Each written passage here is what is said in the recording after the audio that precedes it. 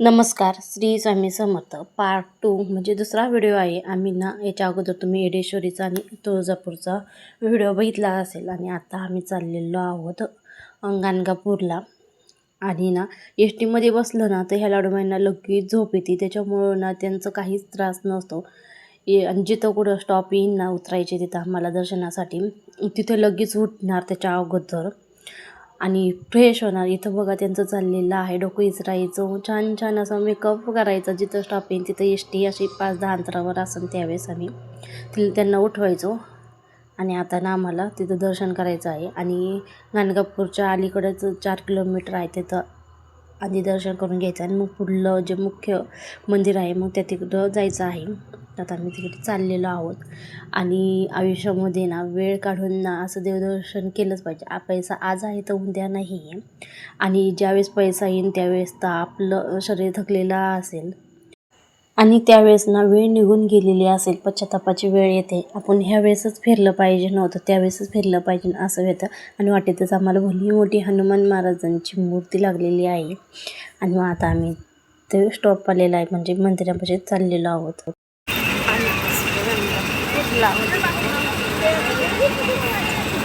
बाटली जवळच असं आपण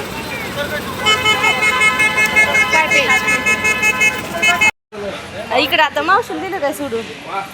हां पुढे मावशी चल ग इकडं पुढं बघा. नाही नको काय बघ ना त्रिवेणी मंदिर नाही असंच भेट बघायचं नदी.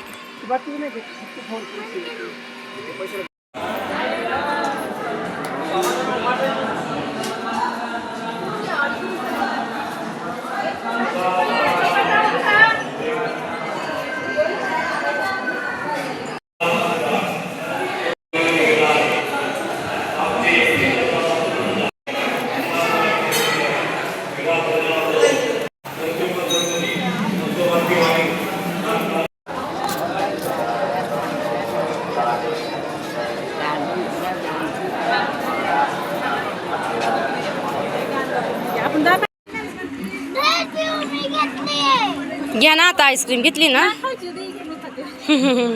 घे ना मग तुला कोणती दुसरी घे मग त्यांच्याकडून. पण मोडलंय दुसरं त्या ना आता आवडत होती ना.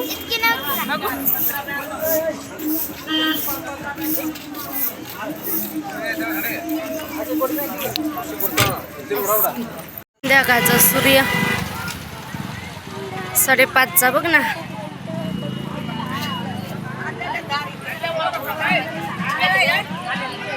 आप चल बाय दर बोटाला माया.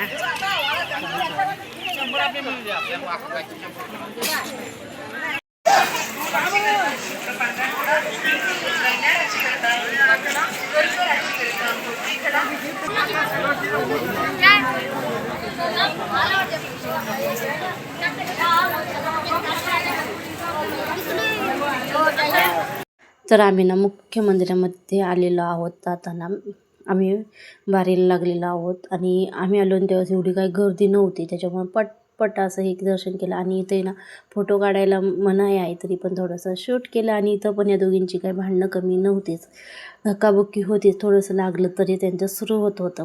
आणि इथे ना मी थोडंसं क्लिक केलेलं आहे फोटो बघा दत्त महाराजांचा.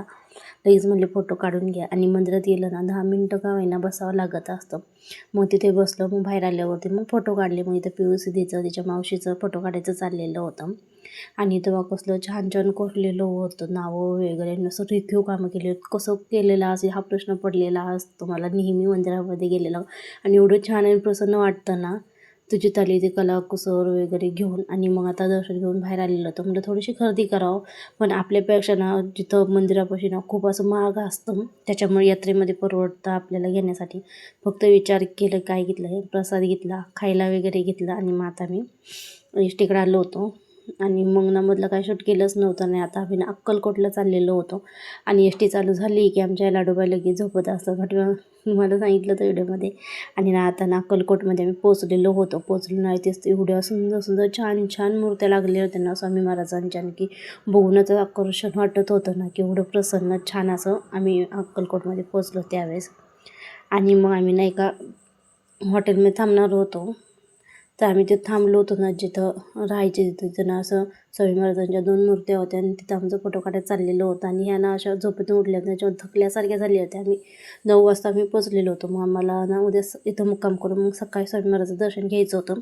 मग आता आमचा रूम बुक झाला कंप्लीट. अर्धा पाऊण तास गेला आम्हाला रूम बुक करायलाच. तिथे आधी काही बुकिंग वगैरे नव्हतीच. मग रूम भेटला. मग आम्ही तिथंच जेवण केलं. आम्ही मठात काही गेलो नाही जेवायला, कारण की एवढी गर्दी होती ना दिवसभर दमल्यामुळे ना आम्ही तिथंच आणलेलं जेवण केलं. चला मग भेटू आता नेक्स्ट व्हिडिओमध्ये पुढल्या. श्री स्वामी समर्थ सगळ्यांना.